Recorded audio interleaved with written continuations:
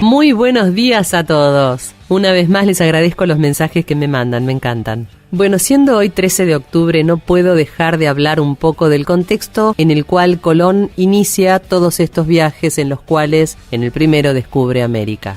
Sucede que hacia fines del siglo XV, Europa estaba saliendo de la Edad Media y entraba en la era moderna. El hecho emblemático que define esta transición es la caída de la ciudad de Constantinopla en manos de los turcos en 1453. Constantinopla era la actual ciudad de Estambul, en Turquía. Y para explicar un poco qué pito toca Constantinopla en todo esto, esta fue la capital de varios imperios, como el Imperio Romano, el Bizantino, el Latino y el Imperio Otomano. Y tenía una ubicación estratégica, porque era el punto de encuentro entre Europa y Asia, y era el paso obligado por donde pasaba todo el comercio entre Europa y Oriente, donde se comercializaban las especias, la seda, los perfumes, y por eso era la ciudad más rica de toda Europa en esa época.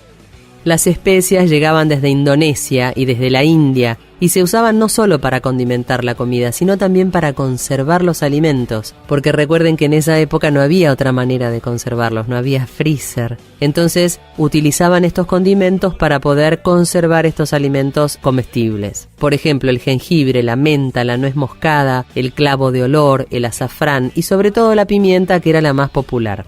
La importación de Europa llegaba desde las ciudades de Alejandría y Constantinopla. Al tener los turcos posesión de Constantinopla, y después también la tuvieron de Alejandría, quedaban con toda la ganancia de ese comercio, que incluso desde la época de Marco Polo era la fuente de ingresos para ciudades como Venecia, Génova, Pisa, Florencia, Nápoles, Sicilia. Entonces ellos estaban acaparando toda la ganancia del comercio. Por otra parte, la navegación se había desarrollado bastante. La brújula les permitía saber con certeza en qué dirección iban. Y el astrolabio, junto con las cartas estelares, les permitía determinar bastante bien en qué posición estaban, aunque estuvieran lejos de la costa. Entonces los aventureros empezaban a animar a salir más del Mediterráneo y a alejarse un poco más de las costas del Atlántico.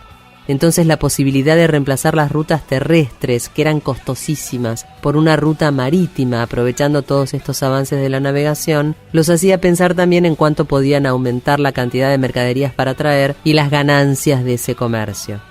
El desarrollo de la navegación a vela también, que fue sustituyendo el de remo, produjo una cosa como la carabela. La carabela era un barco de madera que tenía entre 25 y 30 metros de largo, más o menos por unos 10 de ancho. Tenía 3 o 4 mástiles y en la cubierta tenía los llamados castillos, que eran donde se alojaban los oficiales. Se podía operar con una tripulación de entre 15 y 30 hombres y terminaron siendo barcos muy eficientes porque toleraban muy bien las condiciones más complicadas de la navegación en alta mar. Los portugueses, por su lado, habían avanzado mucho en cuanto a la navegación del Atlántico gracias a Enrique el Navegante, que era el hijo del rey de Portugal. Él había gastado todo lo que tenía en desarrollar la ruta marítima hacia las Indias, como se le llamaba Oriente, bordeando el continente africano. Había fundado un centro naval y una escuela naval, entonces todo esto les permitió poder ir asentándose en África, en las costas del África hacia el sur, abriendo así una ruta oriental hacia las Indias. Los reyes católicos volaban, porque ellos necesitaban también tener una ruta hacia las Indias, y acá es donde entra Colón. Cristóforo Columbus, o Cristóbal Colón en castellano, se cree que nació entre agosto y octubre de 1451. Se lo cree genovés, ya que no hay documentación de su nacimiento. Sí se sabe a ciencia cierta que fue hijo de Domenico Colombo, que era tejedor y comerciante, y Susana Fontana Rosa. Probablemente Colón aprendió con su padre el tema de la navegación por el tema de que era comerciante. Él se había iniciado muy joven como marinero en buques genoveses, fue grumete, marinero, oficial y capitán, recorrió las rutas más importantes del Mediterráneo y también fue marino de guerra y navegó como corsario, así que adquirió muchísima experiencia. Además se la pasaba estudiando mapas, cartas marinas y todo lo que le sirviera. Por otra parte, Colón parece que tenía información sobre la existencia de tierras al oeste del Atlántico, o sea, de nuestro lado, del lado de América. Aparentemente esto era de los relatos vikingos que decían haber llegado hasta la península del Labrador.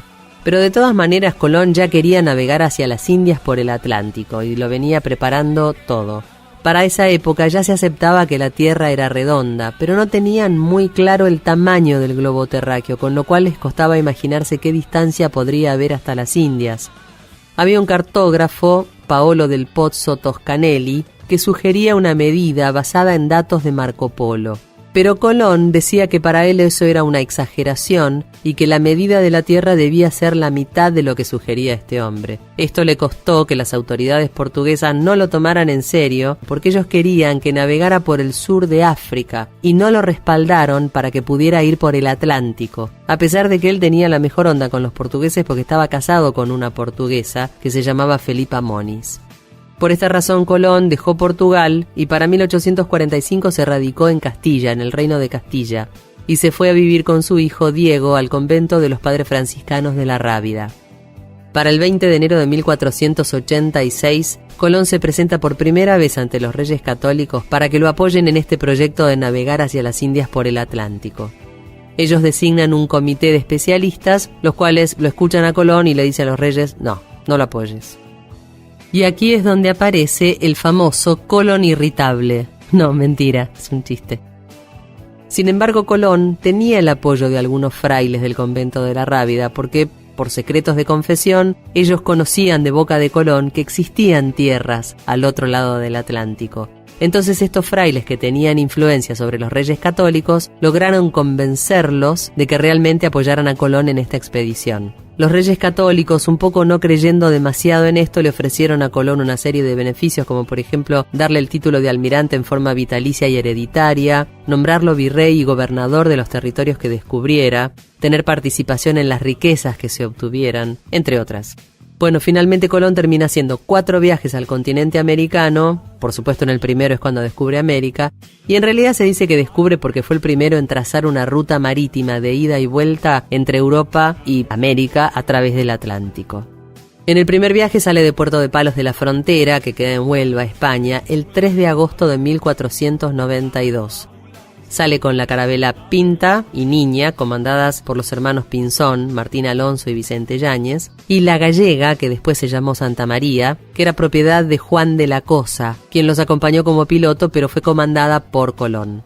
Llevaban una tripulación en total de unos 90 hombres. Después de 2 meses de navegar, un 7 de octubre tuvieron que sofocar una rebelión de los marineros, de los tripulantes, porque estaban hartos ya de navegar y de no llegar a ninguna parte. Por suerte, 5 días después, el 12, Rodrigo de Triana grita el famoso tierra. Habían llegado a la isla de Guanahani, como le llamaban los nativos, esto es en las Bahamas. A pesar de que se llamaba Guanahani, ellos le pusieron San Salvador, pero igual actualmente se llama Isla de Watling.